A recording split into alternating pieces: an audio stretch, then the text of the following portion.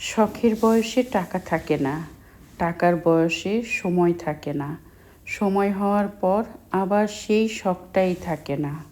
জীবনের সবচেয়ে আফসোস হয়তো এটাই, যখন কিছু চেয়েছিলাম তখন সামর্থ্য ছিল না, আর যখন সামর্থ্য হলো তখন ইচ্ছেগুলো বদলে গেল।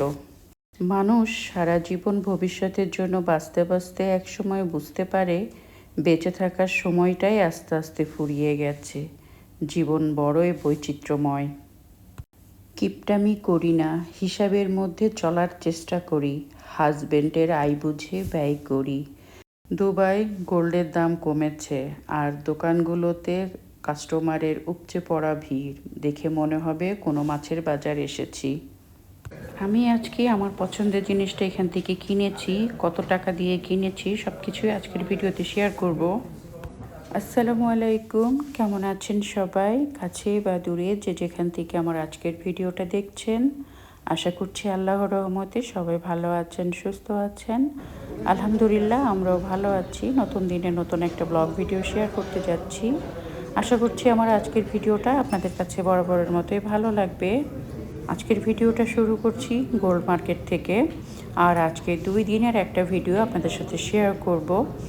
প্রথমেই আপনাদেরকে একটু সুন্দর সুন্দর ডিজাইনের চুড়িগুলো দেখাই, তারপরে আপনাদের সাথে কথা বলবো।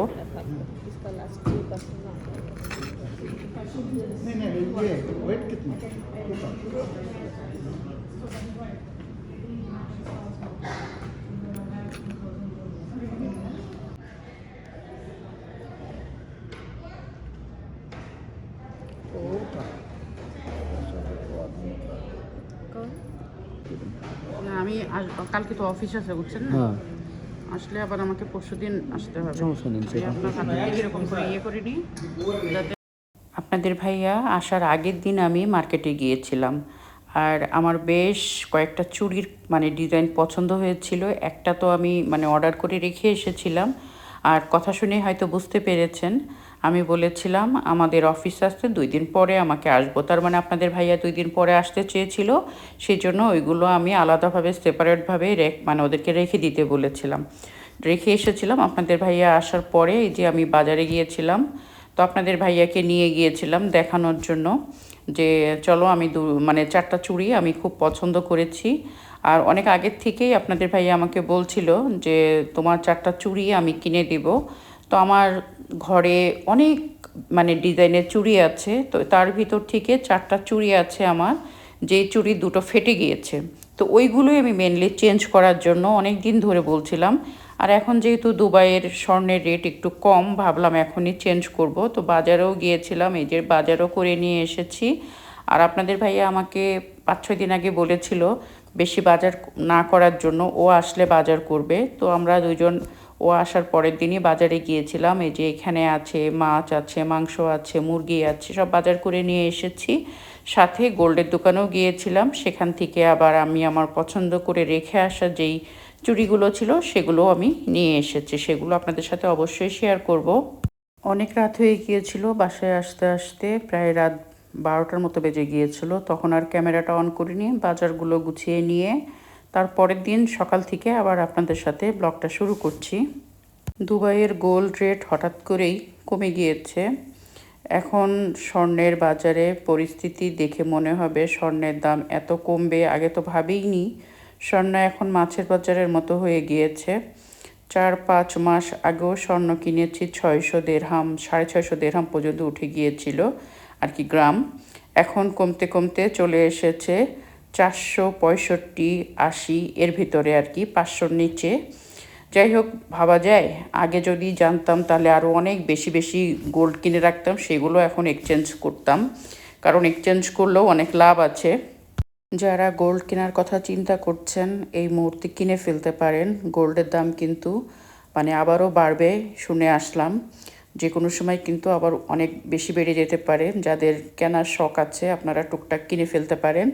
আর এই যে আপনাদেরকে এখন দেখাই, এই যে এই দুইটা কিন্তু আমার সেম হোয়াইট আর গোল্ডের কালারের স্বর্ণের চুড়ি। এই দুটো আমি সবসময় রাফ ইউজ করি, এখানে সেখানে পরে যাই। তো তো এই যে এই দুটো আমার খুব পছন্দের, ভেবেছিলাম এরকম 4টা হবে আর কি, আরও 2টা নিয়ে আসবো, 2টা আছে আর 2টা কিনবো।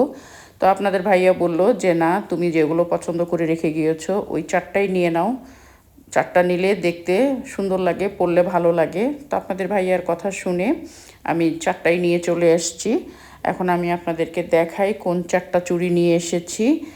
আপনাদেরকে এখন যে চুড়িগুলো দেখাবো এইগুলো কিন্তু খুব বেশি ওয়েট না, কিন্তু দেখতে খুবই সুন্দর, ভারী আছে, হালকা না। হালকা চুড়ি আবার আমার হাতে বেশি দিন টিকে না, ফেটে যায়, তা না হলে বসে যায়। আর এখানে তো সলিড গোল্ড, এগুলো কিন্তু বেশি দিন টিকে না যদি ভারী না হয়।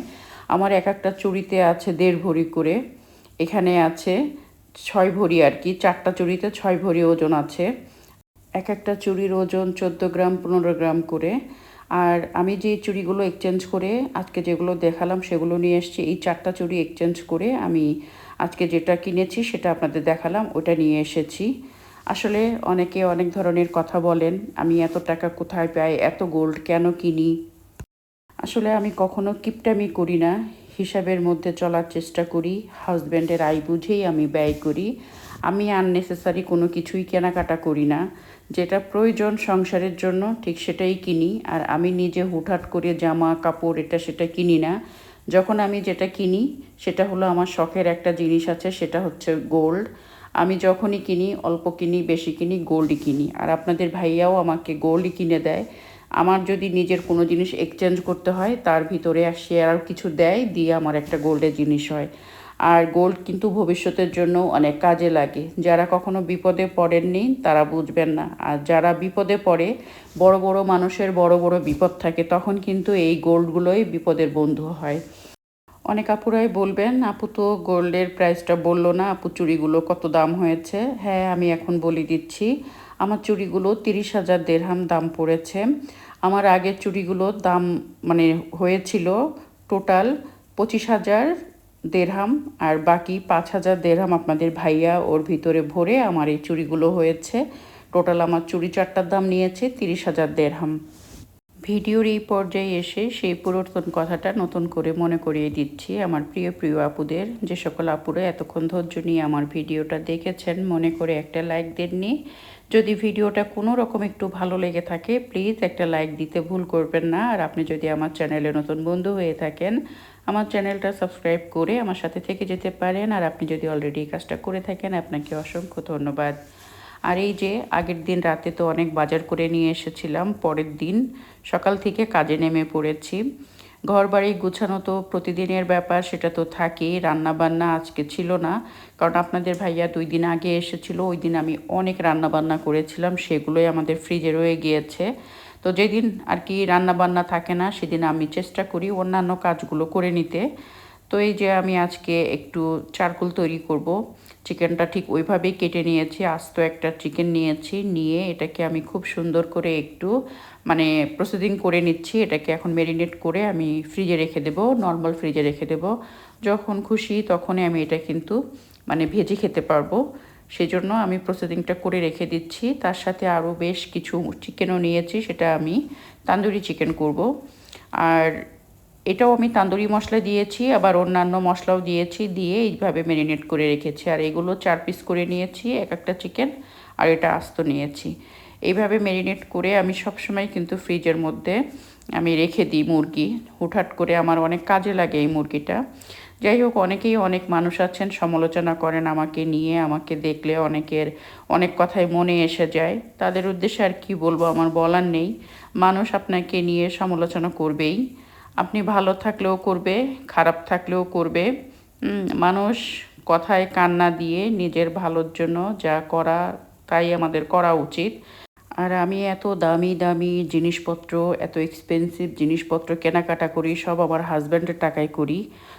আমি তো নিজে কোনো চাকরি করি না, আমার হাজব্যান্ড জব করে, আমার শখ শান্তি সেই পূরণ করে।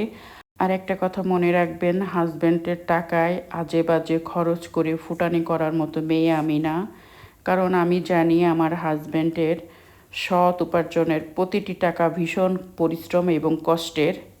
মানুষকে কি বলল সেটা আমার কোনো কিছু যায় আসে না। স্বামীর ভালোবাসা থাকলে দুনিয়াতে বাঁচার জন্য আর কারো ভালোবাসা দরকার হয় বলে আমি মনে করি না। যাই হোক, ভিডিওটা বড় হয়ে গিয়েছে, আর বেশি বড় করব না, আপনাদের কাছ থেকে বিদায় নেব। আপনারা যে যেখানেই আছেন ভালো থাকেন, সুস্থ থাকেন, অন্তর থেকে দোয়া থাকলো। আজকের মতো এখানে শেষ করছি। আল্লাহ হাফেজ।